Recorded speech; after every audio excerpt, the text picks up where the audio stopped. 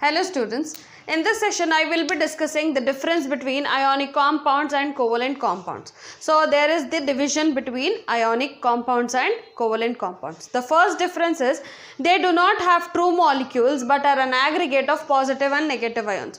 So it means that these ionic compounds don't have true molecules but they are an aggregate. Aggregate is nothing but combining of two atoms that might be positive or negative ions.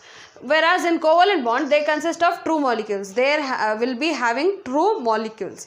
The second difference is they are usually crystalline solids. So they are usually crystallines, like that is solids. The covalent bond difference is they are usually gaseous liquids or soft solids. The next difference in ionic compounds, they have high melting and boiling points, whereas in covalent bond they have low melting and boiling points. The next difference in ionic compounds, they are usually insoluble in organic solvents. The covalent bond are usually soluble in organic solvents. The next difference in ionic compounds are they are usually soluble in water. They are solubilized in water, whereas in covalent bond they are usually not soluble or insoluble in water.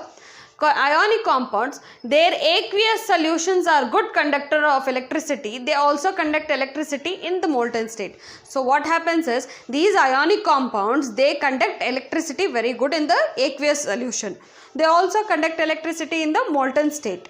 Whereas in covalent bond, they are bad conductors of electricity in aqueous solution or in the molten form. Examples of ionic compounds are sodium bicarbonate, that is NaHCO3, and sodium fluoride, and etc.